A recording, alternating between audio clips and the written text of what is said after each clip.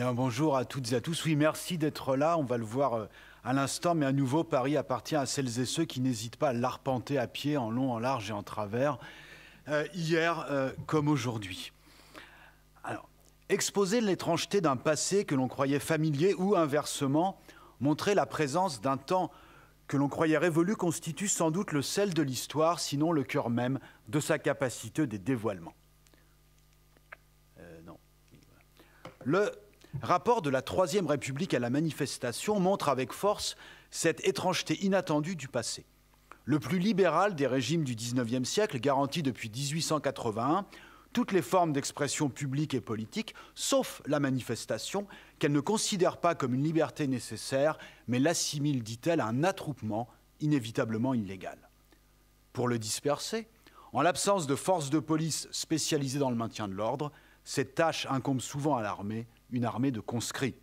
Ce dispositif particulièrement répressif selon nos critères est considéré comme illégitime à gauche, des socialistes aux anarchistes, qui considèrent inversement la manifestation comme un droit naturel qu'il convient d'exercer par tous les moyens nécessaires, quitte à défier le monopole de la violence qui, à leurs yeux, n'a rien ici de légitime.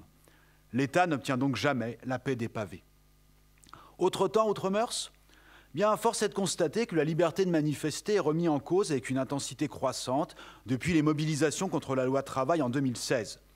Confrontés à des pressions policières croissantes, les cortèges tendent à être plus âpres, plus subversifs, plus violents, parfois émeutiers.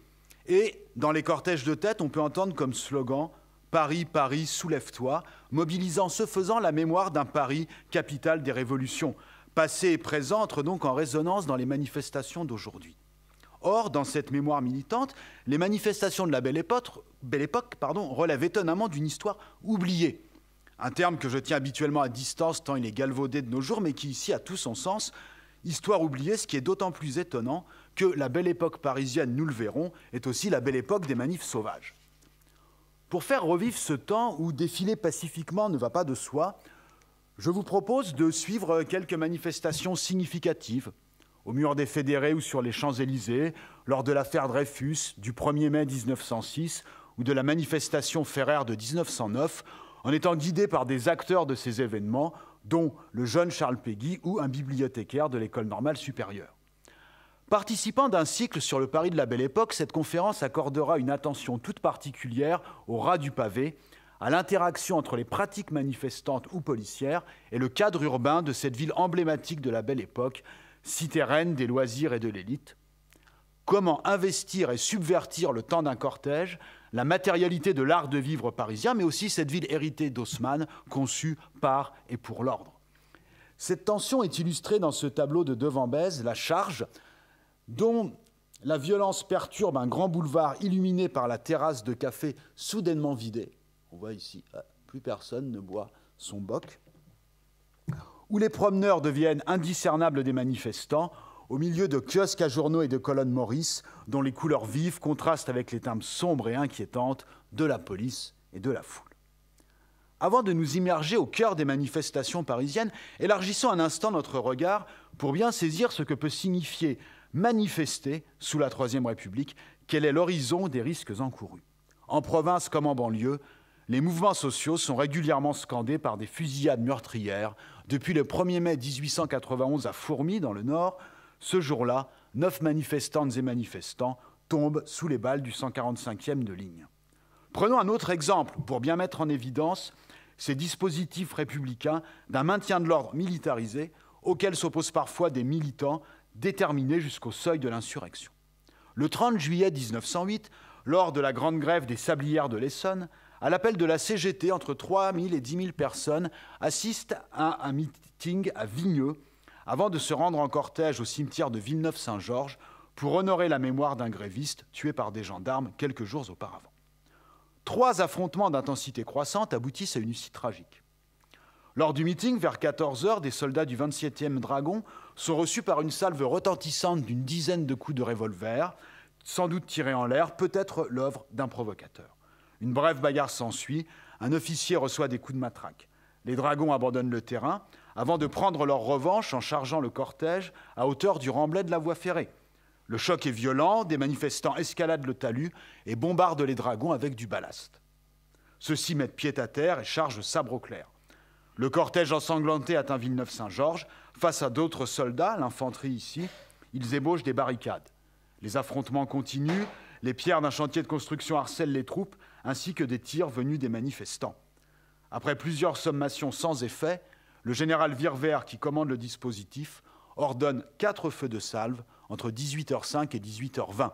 Les manifestants comptent 200 blessés et 4 morts. Du côté de l'armée, on recense 69 blessés, notamment 5 par balle, dont le général Virvert lui-même. Ainsi, à l'aune des manifestations sanglantes dans le reste du territoire métropolitain, une première singularité propre à la capitale apparaît d'emblée. Aucune fusillade comparable ne décime les manifestations parisiennes.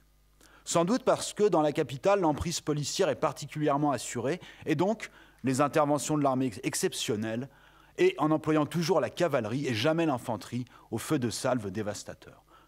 Peut-être aussi du fait de la mémoire de la semaine sanglante que les révolutionnaires avivent tous les ans depuis 1881 lors de la fameuse montée au mur des fédérés. Commençons donc par le Père-Lachaise, en un temps où même déposer des couronnes commémoratives peut entraîner des affrontements avec les forces de l'ordre au milieu des tombes. Lorsqu'en 1881, les républicains au pouvoir accordent l'amnistie aux communards, celle-ci s'accompagne d'une injonction d'oubli. Le consensus républicain s'ordonne ici autour d'un effacement apaisant mais impératif, ce qui est inacceptable pour les socialistes. Le premier cortège défile donc le 23 mai 1881. Les autorités ont interdit une manifestation socialiste en hommage à la Commune place de la Bastille. Les organisateurs, regroupés autour des journaux Le Prolétaire et L'Égalité, choisissent donc une commémoration au mur des fédérés. Tout au long du XIXe siècle, l'usage politique du deuil est un élément majeur du répertoire d'action collective des opposants, libéraux d'abord sous la Restauration, puis républicains et révolutionnaires.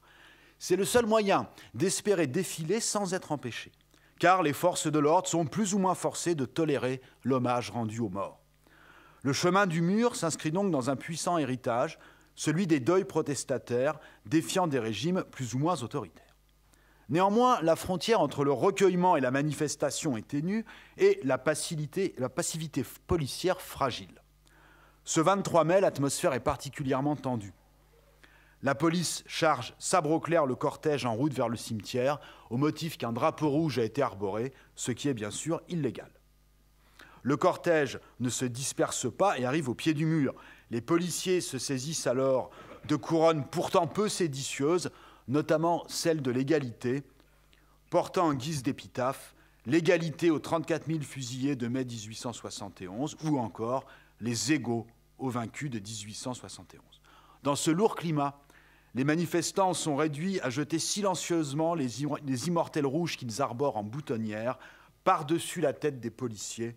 Les fleurs esselées atterrissent sur la fosse commune.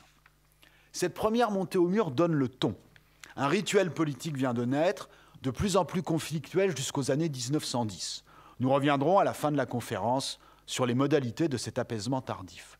Soulignons pour l'instant qu'au contraire, l'emprise policière s'accroît au fil des ans. La nomination de Louis Lépine comme préfet de police en 1893 marque un net durcissement.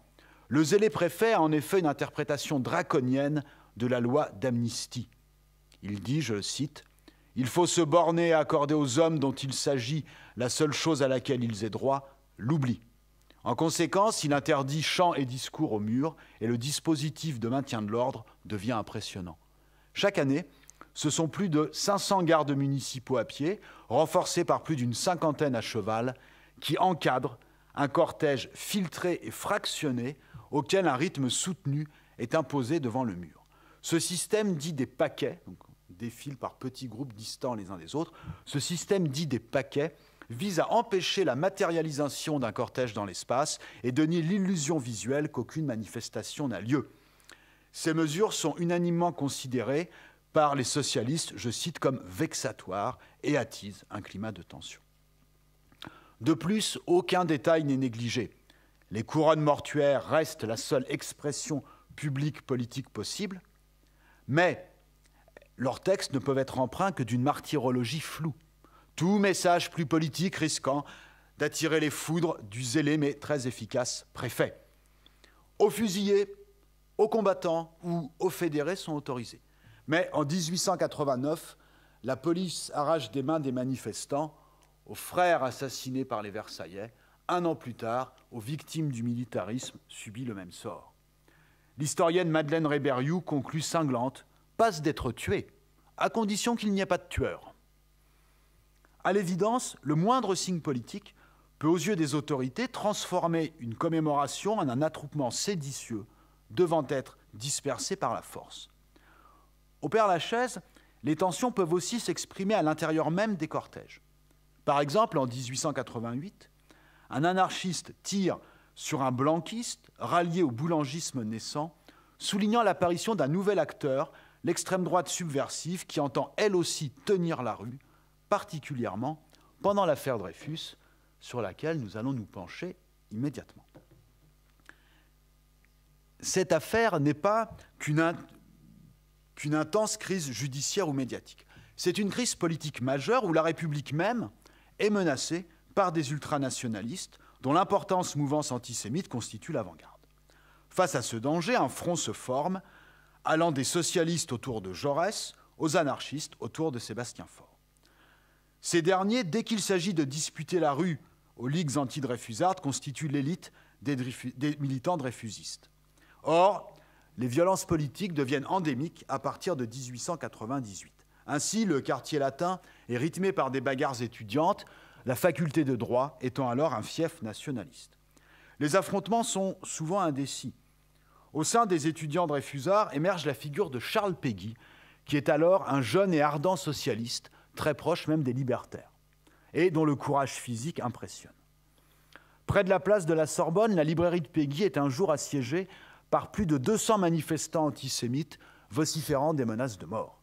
Imperturbable, Péguy regagne son bureau, ouvre un tiroir, sort son revolver, rejoint la porte, toise la foule et se prépare à tirer. Celle-ci oscille devant tant de détermination. Ce court répit sauve les dreyfusards présents. Les libertaires arrivés en renfort déferlent sur la place de la Sorbonne et dispersent les étudiants nationalistes. Face aux anarchistes, les plus violents anti-dreyfusards appartiennent à la Ligue antisémitique de Jules Guérin, un agitateur vénal soucieux de recevoir l'argent royaliste. Guérin s'entoure de quelques centaines d'activistes semant la confusion dans les rues parisiennes. Les plus impressionnants sont sans doute les tueurs de, dit-il, la garde d'honneur, c'est-à-dire les bouchers des abattoirs de la Villette, la Villette étant un bastion nationaliste et antisémite depuis presque une dizaine d'années. Et Guérin, très populaire aux abattoirs, peut réunir, en les payant, jusqu'à une centaine de ces glaçants colosses pour lui servir de garde du corps dans les rues parisiennes. Les terrasses des cafés, emblématiques de la belle époque parisienne, sont le champ de bataille privilégié de ces rixes urbaines. Sur les boulevards, souvent au pied des rédactions des journaux ou au quartier latin, c'est là où l'on s'assemble avant d'arpenter les rues. C'est un endroit aussi où l'on peut se réfugier pour transformer chaises, guéridons et bouteilles en simili-barricades ou en armes par destination. C'est un lieu également où il est dangereux d'être soudainement acculé.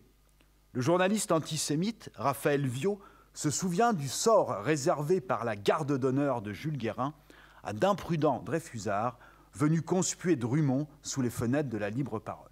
Je le cite. En bloc, ils fonçaient sur leurs adversaires avec des poings munis de protecteurs à pointe, donc des poings américains, ou à coups de canne plombée. Puis, à l'aide d'un mouvement tournant habile, ils les refoulaient à l'intérieur de la brasserie de la Comète, où ils s'effondraient alors, parmi 100 obstacles imprévus d'eux, tables, chaises, petits bancs, sous une grêle de horions improvisés.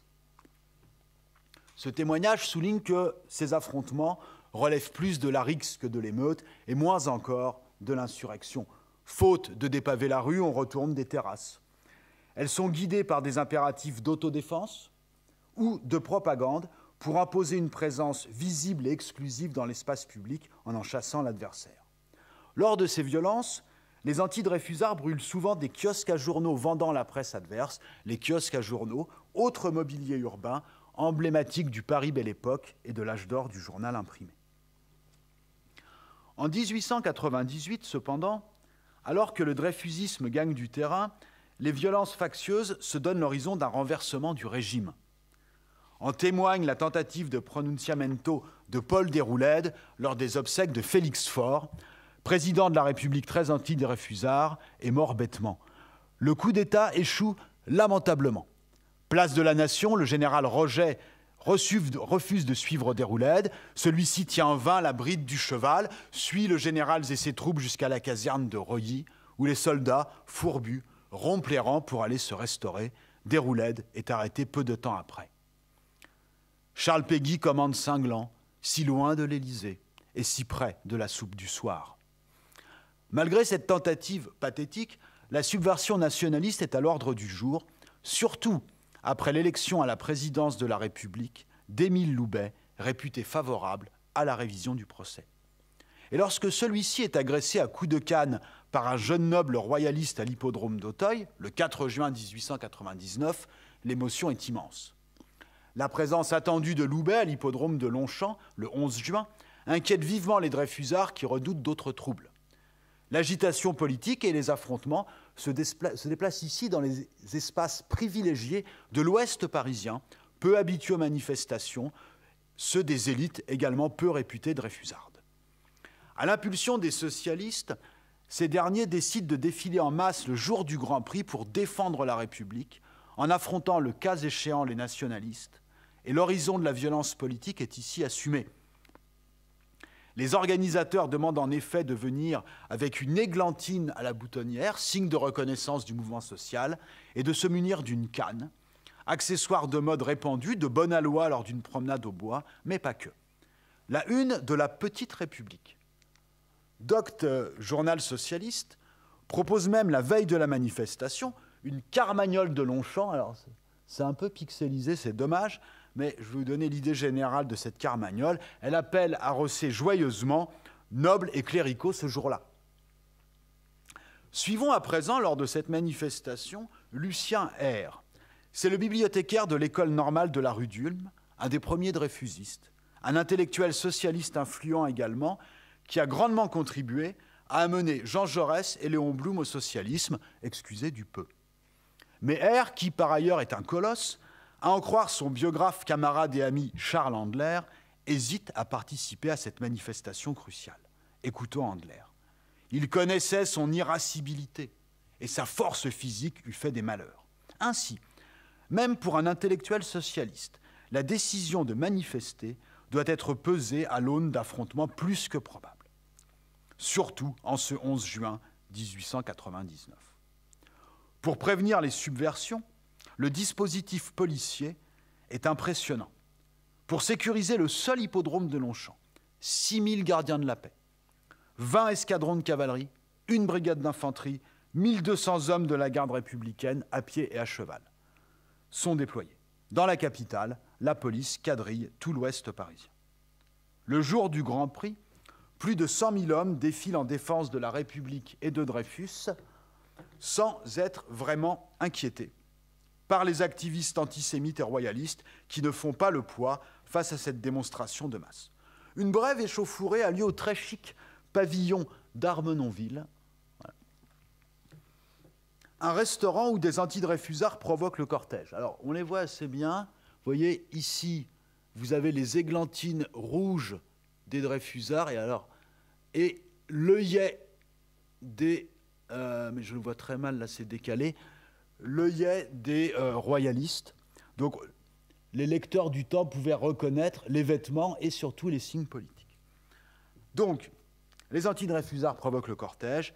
Avisés, les serveurs rangent immédiatement la terrasse, c'est plus prudent. Fort de sa carrure et de son autorité morale, R s'interpose pour empêcher le cortège de saccager l'établissement et les agitateurs s'éclipsent. Les nationalistes cèdent le terrain, les militants socialistes encadrent par en bas un impressionnant cortège. Bref, conclut Charles Andler, la manifestation de Longchamp est, je le cite, une journée triomphale du dreyfusisme. En employant significativement non le terme de manifestation, mais celui de journée qui, dans l'imaginaire socialiste, évoque les journées révolutionnaires, 14 juillet 1789, 10 août 1792, entre autres, Charles Andler nous rappelle que définitivement, manifester reste une brèche, une lutte dans l'ordre étatique, un défi à l'autorité, fût-ce en défense de ce régime. Du reste, les affrontements les plus violents ont lieu non avec les antidreyfusards, mais avec la police au retour vers Paris. Et là, on voit bien des manifestants qui affrontent la police. Et suivons Charles Andler. On se heurta au barrage de police. Charles Dupuy, donc chef du gouvernement et républicain modéré, Charles Dupuy avait fait donner les fameuses brigades centrales. Bien entendu, elles tombèrent surtout sur les républicains. On apprenait ainsi ce qu'il en coûte de reprocher au ministre de l'Intérieur de ne pas garder le président de la République. Ce fut merveille de voir comment cette foule qui vociférait savait, sans un mot d'ordre, comme un être unanime, se guider, refluer, contourner les barrages, les enfoncer. On avançait par immenses mâches chantantes à l'effectif de 100 000 hommes qui descendaient l'avenue des Champs-Élysées, se sentant maîtresse de Paris en ce jour triomphal. Folie de vouloir s'opposer à ce peuple en marche, la police l'essaya pourtant, surtout à la hauteur de l'avenue Gabriel, où les cris de « Vive Loubet » redoublèrent. Il y eut forcément des blessés en nombre, des bras et des mâchoires fracassées. Alors, quelques commentaires. Bon, Andler reconstitue un peu la cohésion et l'autodiscipline du cortège, ainsi que sa capacité à briser les barrages de police. Mais plusieurs choses sont tout de même très intéressantes. Andler a parfaitement saisi à quel point la question du monopole de la violence physique légitime est centrale pour ces républicains d'ordre qui sont au pouvoir. Ce cortège se fait charger à proximité de l'Élysée, car l'avenue Gabriel, on est juste à côté, oui, se fait charger à proximité de l'Élysée en criant « Vive Loubet, vive le président de la République ». On est très loin des manifestations gilets jaunes, là. Et pourtant, la police charge. Et cette violence rappelle à quel point la police est détestée par le mouvement social. Lucien R. témoigne un peu plus tard. « Je n'ai jamais vu une intervention policière aussi absurdement incohérente, aussi brutale, aussi stupidement conduite. » La gauche obtient en conséquence la démission du gouvernement Dupuy, qualifié par la Petite République d'assommeur et d'assommeur en chef. Réduire la police à des assommeurs est une accusation courante mais très grave. En ce temps-là, assommer signifie non pas étourdir, mais briser le crâne. Assommer, c'est le premier geste de la mise à mort aux abattoirs, celui qui laisse la bête inconsciente. Et c'est en ce sens-là qu'il est connu à la fin du XIXe siècle. Bref, les policiers sont assimilés à des bouchers de la Villette. Or, ils affrontent pourtant ces derniers le 20 août 1899, près de la gare de l'Est, lors de la plus violente émeute nationaliste à Paris de l'affaire Dreyfus, émeute singulière à bien des égards. Après la chute du gouvernement Dupuy, le vieux Waldeck-Rousseau, à la tête d'un gouvernement de défense républicaine, fait arrêter le 12 août 41 personnalités nationalistes inculpées, je cite, de complot contre la sécurité de l'État. Déroulède est à nouveau sous les verrous et les groupes potentiellement putschistes sont décapités. 12 bouchers de la Villette sont interpellés, soit plus du quart des comploteurs supposés. Sur les 25 incarcérés, 11 sont issus de la Cité du Sang, car ils prouvent la collusion, selon les rapports de police, entre les royalistes et Jules Guérin. Ça, c'est bien montré par le journal satirique Le Rire. Vous avez donc Jules Guérin ici qui complote, avec Paul Déroulède, prétendant au trône d'Orléans, qui manifestement complote en pyjama, et derrière l'ombre aussi rassurante qu'imposante et glaçante des bouchers de la Villette. Jules Guérin échappe à la police et se barricade dans les locaux de son organisation, 51 rue de Chabrol, près de la gare de l'Est. Le feuilleton politico-médiatique de Fort Chabrol vient de commencer. La Villette est en effervescence, solidaire de Guérin qui ne cesse de la flapper, mais bien plus encore des leurs qui sont incarcérés et appartiennent pour la plupart à l'élite de la Cité du Sang, des patrons des chaudoirs, les chevillards et des premiers garçons tueurs de bœufs notamment. De plus en plus de garçons bouchers, parfois une centaine, veillent dans les cafés du boulevard Magenta, provoquant des rixes de plus en plus violentes, brûlant les kiosques à journaux. Ils redoutent tout particulièrement un assaut des anarchistes de Sébastien Faure, leurs plus redoutables adversaires. Ivres de rumeurs, ils se persuadent que Faure est de mèche avec le préfet Lépine, une absurdité surgit des colonnes de la libre parole. Faure appelle ses compagnons à se retrouver le 19 août à 15h, place de la République, pour reconquérir le pavé investi par les bandes antisémites.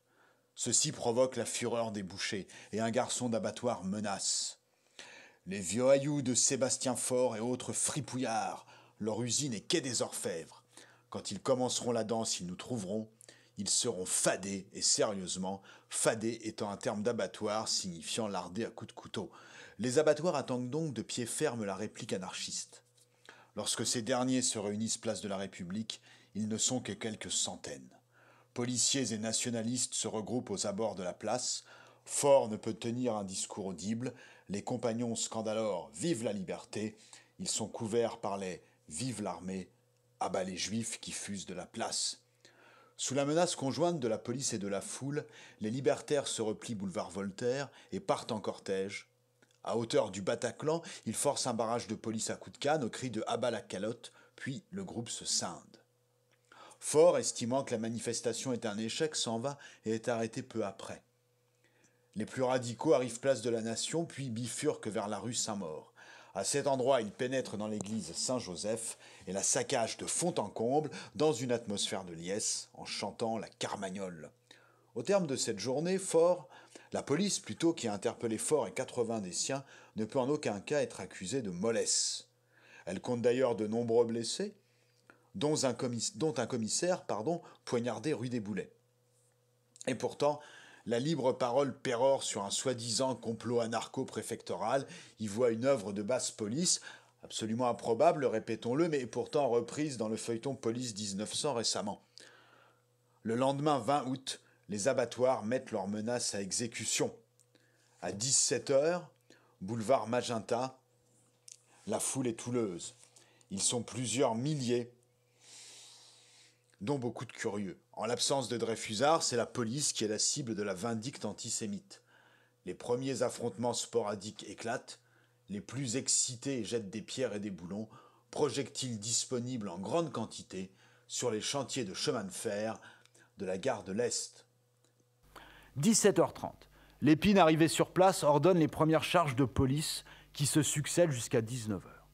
Le préfet constate inquiet que c'est sans grande fermeté que la garde républicaine disperse les émeutiers. Ce soir, il ne pourra vraiment compter que sur ses hommes. À 19h, l'agitation cesse, c'est le calme avant la tempête, les curieux rentrent chez eux. 21h. Alors que le soleil se couche, Lépine a toutes les raisons d'être inquiet. Face à lui, barrant le boulevard Magenta, plus d'1 millier de bouchers de la Villette. Presque toute la cité du sang est là. Chevillards prospères, maîtres garçons besogneux, apprentis dociles, boyaudiers, tripiers, porteurs de viande, bien peu manquent à l'appel. Arborant plus fièrement que jamais la blouse bleue, bleu Villette, tenant fermement en main le nerf de bœuf ou la fameuse canne plombée dont sont équipés les fidèles de Jules Guérin, il défie les forces de l'ordre. En face, à peine 1 millier de policiers. Les émeutiers, menés par ceux des échaudoirs, chargent la police au cri de « Mort aux vaches !» Pour la seule fois sans doute de l'histoire des émeutes parisiennes, ce cri convenu est proféré par des professionnels de la chose. Les affrontements sont extrêmement violents. En quelques minutes, on compte plus de 80 blessés dans les rangs de la police. Charges et contre-charges se succèdent. Seule leur discipline permet aux hommes de la préfecture de tenir le choc. Après chaque assaut, lorsque les camps se regroupent, des cannes plombées, des cannes épées, des sabres, des nerfs de bœuf et toutes sortes de chapeaux et casquettes jonchent le sol. 21h30, les antisémites se regroupent près de l'église Saint-Laurent, boulevard Magenta. L'obscurité est tombée sur la capitale, mais de nombreux kiosques à journaux en feu illuminent sinistrement le boulevard. Lépine ordonne la charge, le choc est terrible. Pris sous une véritable grêle de projectiles, les forces de l'ordre n'arrivent même pas jusqu'à la petite barricade érigée par les bouchers. C'est un instant critique, harcelé depuis bientôt 5 heures par des activistes qui ne rechignent pas au contact. Comptant alors plus d'1 homme sur 10 hors de combat, la police est au bord de la rupture. Lépine, constamment en première ligne, rassemble et harangue ses troupes. C'est la charge de la dernière chance. Il fonce sabre au clair sur la barricade. Les antisémites essayent en vain de résister à la foudroyante contre-attaque et sont repoussés jusqu'à la gare de l'Est. Ils se dispersent peu après. Telle est la dernière émeute parisienne anti-dreyfusarde. Le gouvernement de défense républicaine brise les ligues d'extrême droite et Guérin se rend sans gloire en septembre. Loubet gracie Dreyfus. La Troisième République, raffermie autour de ses fondamentaux, les droits de l'homme, la raison, la justice, entend célébrer sa victoire lors de l'inauguration de la statue de Jules Dalou, le triomphe de la République, place de la Nation, le 19 novembre 1899. Le dévoilement de cette statue relève d'un protocole éprouvé que vient troubler une situation inédite à l'initiative de la République. La cérémonie, comme d'habitude, si j'ose dire, gravitera autour d'une tribune officielle installée place de la Nation, puis l'événement sera célébré plus informellement le soir, lors de bals de quartier encouragés par les autorités. Il s'agit donc de ce que l'on appelle une fête de souveraineté, à l'image du 14 juillet par exemple, mise en scène étatique et festivités populaires. Mais pour la première fois, les organisations dreyfusardes sont invitées à venir défiler place de la Nation entre la statue et la tribune. Pour la première fois également, la préfecture fait savoir que les drapeaux rouges seront tolérés à condition de comporter une inscription professionnelle. Ce faisant, elle invite les socialistes. Et le journal La Petite République ouvre leur cortège avec une magnifique bannière rouge où est écrit « La Petite République socialiste, ni Dieu, ni maître ». Cette cérémonie inclut donc une manifestation qui s'hybride avec la fête de souveraineté régalienne pour former, conclut l'historienne Danielle Tartakovsky, une singulière, je la cite, manifestation de souveraineté. Pour les manifestants, ce dispositif est inédit. Ils vont pouvoir défiler pacifiquement face à un service d'ordre réduit, mais ils entendent toujours manifester devant la tribune, c'est-à-dire revendiquer en conspuant les anti-dreyfusards restés impunis. Charles Péguy, dans un témoignage inoubliable, « Le triomphe de la République », témoigne de l'allégresse manifestante, éprouvant la joie de tenir la rue avec la République et non malgré elle ou contre elle. Mais comment, concrètement, mener une manifestation en ces circonstances inédites, en un temps où, rappelons-le, il n'y a ni service d'ordre, ni expérience de manifestation apaisée? Écoutons le témoignage de Péguy. Il était 12h30 passé quand on forma le cortège. Quelques vieux militaires, âgés de 22 ans, récemment échappés de la caserne, chantonnèrent en riant la sonnerie au drapeau quand on sortit du magasin le rouge étendard. L'idée que l'on allait marcher en rang, au pas, au milieu de la rue, éveillait chez beaucoup d'assistants d'agréables souvenirs militaires, les grandes marches au grand soleil des routes. On se forma, quelques-uns commandèrent en riant « En avant !» Le premier rang était formé des porteurs de la Petite République. Ils avaient leurs casquettes galonnées, l'inscription en lettres d'argent. 3 d'entre eux portaient l'étendard. Clairement, ces jeunes socialistes, dont l'antimilitarisme a été attisé par l'affaire Dreyfus, subvertissent joyeusement un service militaire dont ils ont cependant intériorisé les normes et les pratiques. Ressources ici mobilisées pour s'intégrer à cette manifestation de souveraineté. Cette appropriation des normes républicaines, ainsi que ce dispositif hybride, semble par ailleurs avoir quelque peu neutralisé la dimension revendicative de la manifestation socialiste qui, dit Péguy, peine à lancer les slogans les plus subversifs arrivés devant la tribune officielle, le cortège étant grisé par la joie de son défilé et émerveillé à la vue de la République de Dalou, le sculpteur, un ancien communard, ayant, il est vrai, donné une tonalité fort sociale à sa statue de la République. Il n'en demeure pas moins que si la Troisième République est partiellement refondée par des Dreyfusards qui arrivent au pouvoir, Clémenceau en premier lieu, celle-ci n'en devient pas pour autant une république sociale. Et à partir de 1905, le régime est confronté, jusqu'en 1910 environ, à d'intenses mouvements sociaux. Et je vous propose de nous arrêter sur le 1er mai 1906, qui comporte son lot d'événements. Les syndicalistes révolutionnaires de la CGT œuvrent, comme leur nom l'indique, syndicalistes révolutionnaires, à la révolution par l'action directe des travailleurs, par une grève générale révolutionnaire. Au début du XXe siècle, cet horizon leur semble à portée de main, attisé par l'image eschatologique du grand soir qui prophétise l'avènement de la brèche irrémissible déchirant le vieux monde. À l'approche du 1er mai 1906, pour ces militants déterminés, le grand soir est imminent. L'importance des grèves en France depuis plus d'1 an, particulièrement en région parisienne ces derniers mois, la catastrophe minière de Courrières en mars, un coup de grisou meurtrier qui scandalise bien au-delà des milieux syndicaux, le coup de tonnerre de la révolution russe de 1905, enfin, un échec, certes, mais qui ébranla l'autocratie tsariste, tout ceci avive l'enthousiasme militant qui proclame que ce 1er mai sera le grand soir. Cette veillée d'armes se traduit sur les murs de la capitale par des graffitis explicites tels que « Encore 70 jours et nous serons libres » ou « Encore 67 jours et ce sera l'émancipation » et ainsi de suite jusqu'au 1er mai.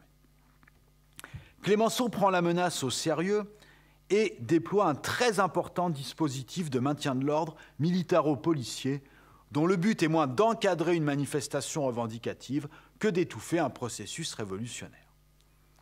La saturation de l'espace public par les forces de l'ordre est impressionnante dans une ville qui, par peur des manifestants et des grévistes, nous dit un journaliste, était devenue comme par miracle une très grande ville de province, solitaire et morne.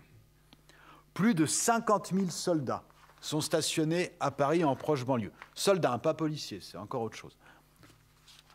Paris en proche banlieue, et chacun d'entre eux a reçu 2 paquets de munitions, dotation réglementaire de l'armée envoyée sur le champ de grève, selon la belle expression du mouvement social. Ceci constitue le plus important déploiement de l'armée dans la capitale pour maintenir l'ordre depuis la Commune, ou, en temps de paix civile, depuis l'enterrement de Victor Noir en janvier 1870, c'est-à-dire sous le Second Empire. Quiconque parcourt Paris ne peut que constater cette saturation de l'espace par les uniformes, transformant la capitale du XIXe siècle, dont vous a parlé Christophe Charles la semaine dernière, en un gigantesque cantonnement. Ainsi, près de l'école militaire, l'immense galerie des machines, qui est conservée depuis l'exposition universelle de 1889, engouffre depuis 2 jours les bataillons et les escadrons, nous dit un journaliste du Figaro qui détaille. L'infanterie a le premier étage, la cavalerie le rez-de-chaussée. En haut, ce sont le 144e de Bordeaux, le 2e de Granville, le 47e de Saint-Malo, le 41e de Rennes. En bas, le 13e dragon de Lure, le 2e chasseur d'Épinal. Aujourd'hui arriveront de nouvelles troupes qui formeront un total de 16 escadrons et de 2400 fantassins cantonnés dans la seule galerie des machines.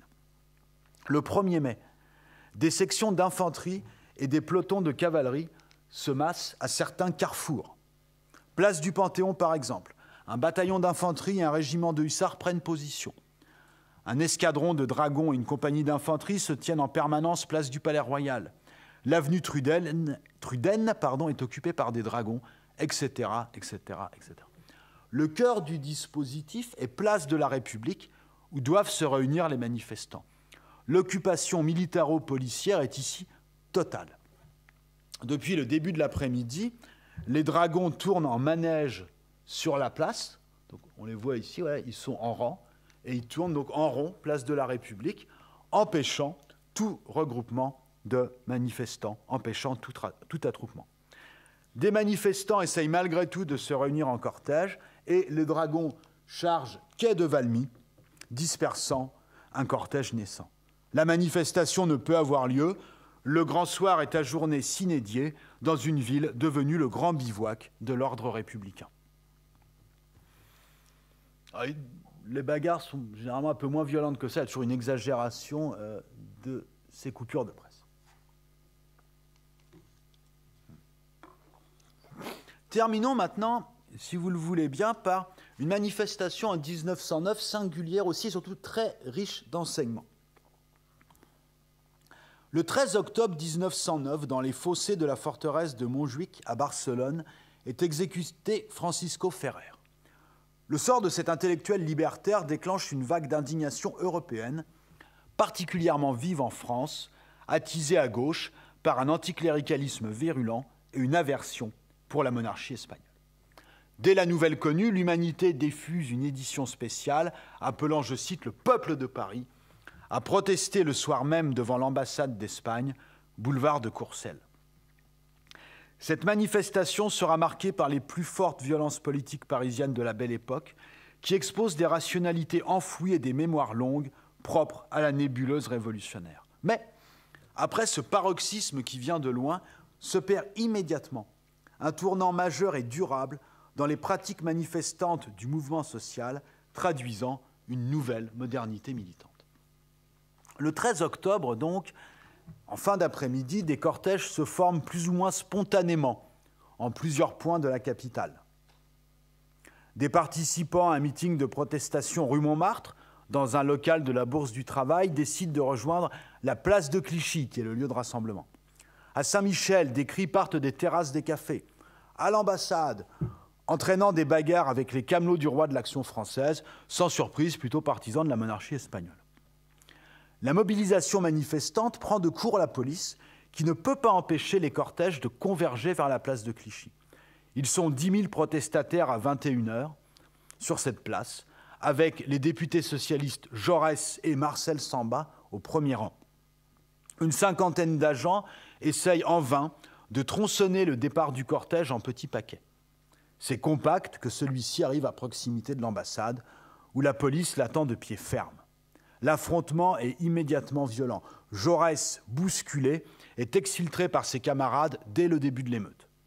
Aux charges des redoutables brigades centrales et des gardes municipaux à cheval, commandés à nouveau par Lépine en personne, les manifestants répliquent et investissent les terrasses de café pour faire provision de projectiles et dresser des obstacles. La police charge sabre au clair, les pompiers de Paris utilisent les lances à incendie comme des canons à eau. Des bancs sont brisés, des tramways renversés, des arbres arrachés et mis en travers des boulevards. Des conduites de gaz sont éventrées et enflammées en s'aidant d'outils disponibles sur les chantiers alentours. Le mobilier urbain et les réseaux de la ville moderne, tramway, éclairage au gaz, sont ainsi subvertis dans leur usage par les émeutiers, dont beaucoup appartiennent au monde ouvrier et ont donc les compétences nécessaires pour éventrer une conduite de gaz sans se blesser, ce que je déconseillerais formellement à tout néophyte. La réplique policière est de plus en plus âpre. Au soir du 13 octobre, les assommeurs de la préfecture, ou ceux que la presse socialiste appelle depuis des années les Apaches de la République ou même les Cosaques de la République, ce soir-là, ils font honneur au surnom dont les affublent leurs adversaires. Alors, autre point intéressant montrant la violence de l'affrontement, je n'ai pas trouvé de meilleure photographie du soir de l'émeute que celle-ci. Parce que tout simplement, c'était tellement intense que les conditions matérielles de l'époque ne permettaient pas à un photographe de faire quelque chose de correct, tout simplement. Donc on n'a pas mieux. Et là, vous voyez le mobilier urbain éventré le lendemain. Cette détestation, cette ancienne détestation de la police explique en partie pourquoi ce soir-là, elle est victime de tirs nourris. Lors de ce qui constitue le plus intense échange de tirs politiques dans les rues de la capitale depuis la Commune, et ce jusqu'en février 1934, 5 policiers sont blessés par balle, dont un mortellement, l'agent Dufresne, sans doute victime d'une balle destinée à Lépine qui s'en sort avec une éraflure au visage. Cet usage des armes, a priori incongru, procède en réalité tant de mémoire longue que d'une actualité tragique. En premier lieu, persiste dans les rangs révolutionnaires la mémoire du citoyen combattant, le volontaire de 1792, l'insurgé de 1830 ou de 1848, le communard enfin, qui exerce pleinement sa citoyenneté, un fusil à la main. Du reste, au-delà des rangs révolutionnaires, le port d'armes est considéré en République comme l'accomplissement d'une ancienne promesse révolutionnaire posée immédiatement après la nuit du 4 août. Doit-on étendre à tous le droit à l'arme, autrefois privilège nobiliaire? La loi du 14 août 1885 y répond en garantissant le droit à posséder presque toutes les armes à feu et, le plus souvent, le droit au port d'armes, malgré une jurisprudence assez complexe. Bref, sous cette République, le droit à l'arme existe, mais pas celui de manifester. Ce qui rappelle ce que j'évoquais en introduction, l'étrangeté du passé. Manifester armé, en étant fidèle à cette mémoire d'une citoyenneté plus directe, celle du citoyen en armes, manifester armé pour les révolutionnaires, c'est aussi contester au nom d'une autre conception de la citoyenneté, la capacité de l'État à les représenter et à exercer le monopole de la violence.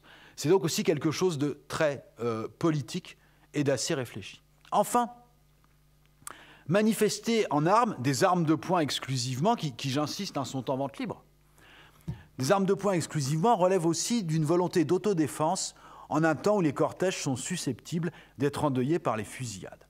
Après celle de Draveil et de Villeneuve-Saint-Georges en 1908, que nous avons vues au début de cette conférence, partout en France, dans les meetings syndicaux, résonne la nécessité, je cite le slogan, de lutter à armes égales en cas d'attaque. Tandis que les socialistes dits insurrectionnels, presque 15% de la SFIO, se regroupent autour du journal La Guerre sociale, qui ne cesse d'appeler à l'autodéfense armée face aux Apaches de la République. Pourtant, la manifestation du 13 octobre 1909 constitue les derniers feux de cette posture militante, devenue, il faut le dire, assez anachronique et qui se révèle une impasse. Un tournant majeur s'opère alors. La SFIO appelle à une deuxième manifestation le 17 octobre en précisant, fait nouveau, que celle-ci sera guidée, dit-elle, par des hommes de confiance qui donneront aux manifestants des consignes impératives. Ce premier service d'ordre moderne de l'histoire en France est composé non de gros bras, mais de militants aguerris et reconnus de la SFIO, notamment d'élus et de députés, qui encadreront le cortège, barreront eux-mêmes les rues à la circulation et s'interposeront avec la police.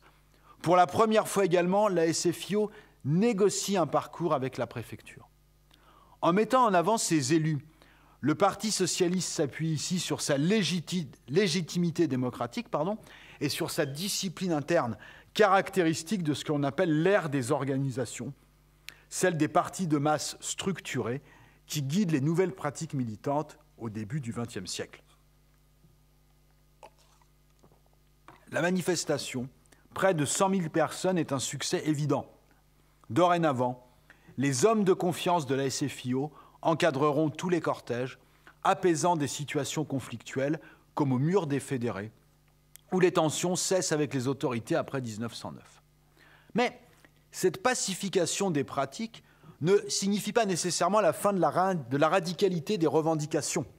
Ainsi, la militante socialiste, féministe et insurrectionnaliste Madeleine Pelletier, bien que regrettant vivement qu'être un homme de confiance soit un privilège masculin, est enthousiasmée par la seconde manifestation Ferrer et témoigne dans les colonnes de La Guerre sociale. Dimanche, la foule a obéi aux militants des organisations ouvrières et cette cohésion, cette unité d'action donnait l'impression d'une force magnifique. Ces hommes à qui l'on disait de se tenir calme, de marcher lentement, on aurait pu leur dire de courir et la manifestation eut chargé la police, brisé les cordons de troupes et fut allée victorieuse où l'on voulut qu'elle aille. La manifestation de dimanche nous permet donc à nous, insurrectionnels, les plus vives espérances. Autre et dernier exemple de détermination militante s'accordant à l'apaisement manifestant, en 1913, pour protester contre la loi passant de 2 à 3 ans le service militaire, signe inquiétant d'une marche à la guerre, les socialistes pacifistes veulent, au mur des fédérés, honorer de concert la mémoire de la Commune tout en protestant contre cette loi. La manifestation s'annonce monstre et le gouvernement menace d'interdire l'accès au Père-Lachaise. Jaurès renonce à monter au mur et déplace l'hommage en organisant un meeting au Pré Saint-Gervais, dominant donc la capitale, préférant la démonstration de force dans un espace neutre à l'épreuve de force dans un lieu symbolique. C'est un succès encore impressionnant. 150 000 personnes se déplacent pour honorer la Commune et conjurer la guerre, à nouveau encadrées par les hommes de confiance, que l'on peut voir sur cette photographie célèbre, ici, protégeant la tribune où s'exprime Jaurès. Mais le message porté, loin de se limiter au seul pacifisme, est profondément antimilitariste, c'est-à-dire encore révolutionnaire. Pour conclure, on passe bien dans les rangs des organisations révolutionnaires de l'épreuve de force à la démonstration de force, soulignant l'emprise croissante de la SFIO qui se donne à la veille de la guerre l'horizon du réformisme révolutionnaire, préféré à la mémoire du citoyen combattant insurgé ou aux espoirs du grand soir, devenu peu à peu improbable. Mais ce rapport de force négocié demeure incertain, soumis comme au pré Saint-Gervais au bon vouloir des autorités. Les manifestations devenant certes tolérées, sans pour autant devenir un droit. Il n'en demeure pas moins que tardivement, cette République obsédée par la recherche d'un consensus qu'elle n'obtient jamais, finalement se distingue dans sa gestion des manifestations comme en bien d'autres domaines, par sa maîtrise du dissensus, l'acceptation des controverses propres aux démocraties. Et c'est peut-être là le véritable triomphe de cette République. Je vous remercie.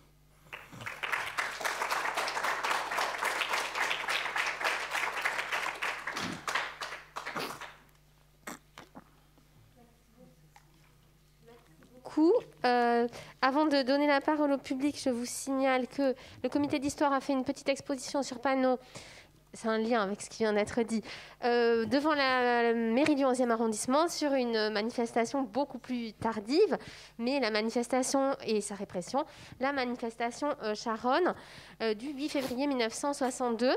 Et donc vous pouvez aller voir l'exposition et vous pouvez également, sur le site Que faire à Paris, vous pouvez retrouver l'exposition en ligne. Voilà, pour pour un petit saut dans le temps, je vous laisse la parole maintenant. Est-ce qu'il y a des questions ?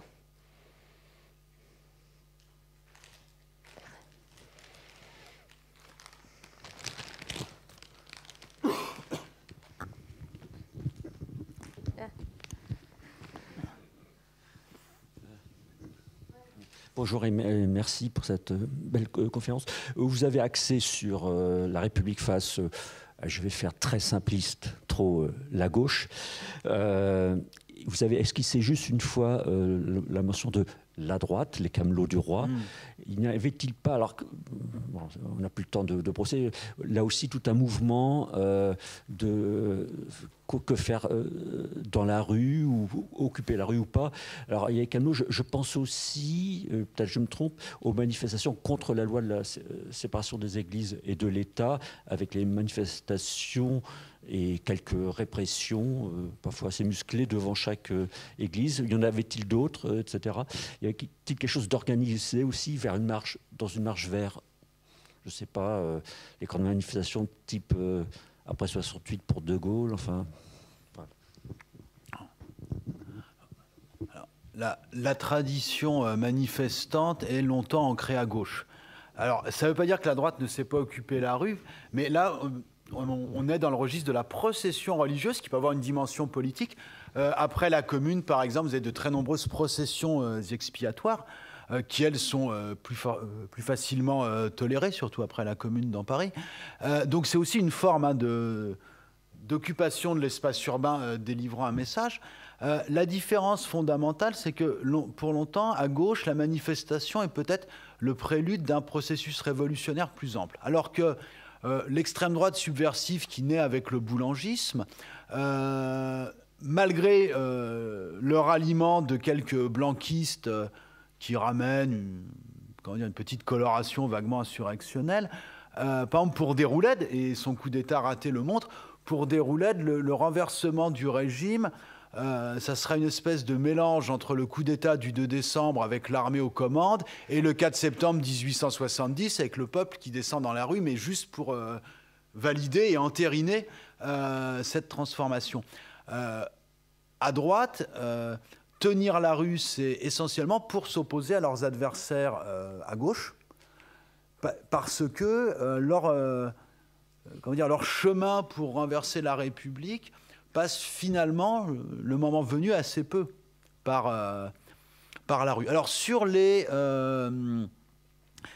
incidents dans les églises en 1905, bon, qui n'est pas ma spécialité, ils sont finalement relativement limités malgré quelques séquences spectaculaires et relèvent de processus autre, puisqu'il s'agit effectivement de défendre l'Église. Et souvent, d'ailleurs, les incidents éclatent à des moments très précis. J'ai un vague souvenir qu'il avait été négocié que les agents de l'État n'iraient pas voir dans le tabernacle où était l'hostie consacrée, et ils y vont, et là, c'est le drame, alors qu'ils s'étaient arrêtés à la porte de ce meuble sacré. Sans doute, l'incident aurait pu être évité. Donc, il me semble tout de même que l'activisme d'extrême droite, que j'ai évoqué quand même avec l'affaire Dreyfus ici, est plus circonscrit, d'abord parce qu'ils n'ont pas le même contentieux avec la police, ni avec l'armée, et qu'au contraire, ils entendent plutôt s'appuyer sur ces derniers. Et l'essentiel de leur activisme politique violent se déroule contre des groupes non étatiques.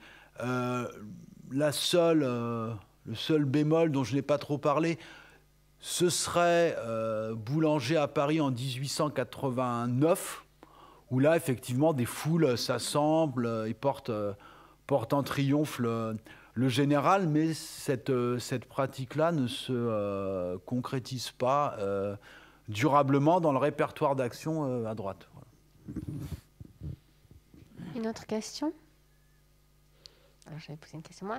À quel moment ces hommes de confiance deviennent véritablement des services d'ordre organisés et formés par les syndicats ? Alors,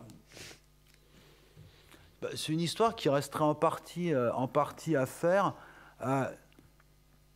En fait, la discipline du parti ou du syndicat rend tout de suite beaucoup plus facile la mise en place du dispositif. Dispositif qui avait déjà été ébauché par des pratiques. C'est pour ça que j'avais évoqué Lucien R qui s'interpose tout seul pour éviter la mise à sac d'un restaurant. Il préfigure les hommes de confiance. Lucien R est une figure reconnue du milieu socialiste, qui a donc une autorité morale sur ses camarades et qui peut leur dire stop. Par exemple, pour aller voir des photos de Lucien R, il y en a sur Internet, peut-être déconseillé de l'énerver, mais toujours dit que c'est son autorité morale qui joue le plus, et l'organisation plus structurée des services d'ordre, en fait, elle arrive après la Première Guerre mondiale.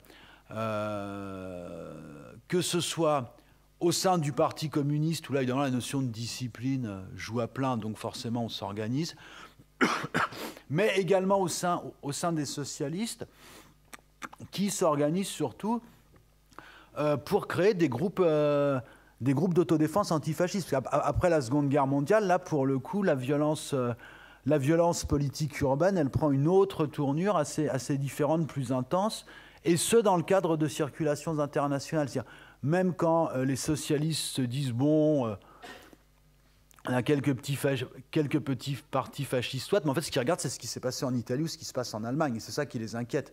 C'est une lecture internationale, ils se disent, si c'est arrivé aux autres, ça peut nous arriver d'un jour à l'autre, et là, on voit une volonté de structurer, d'organiser beaucoup plus forte, mais c'est plutôt après la Première Guerre mondiale. D'accord. Une autre question ? Bon alors, s'il n'y a pas d'autres questions, nous pouvons clore la séance et vous remercier de cet éclairage sur la période avant la prochaine conférence le 11 mars. Merci beaucoup. Merci.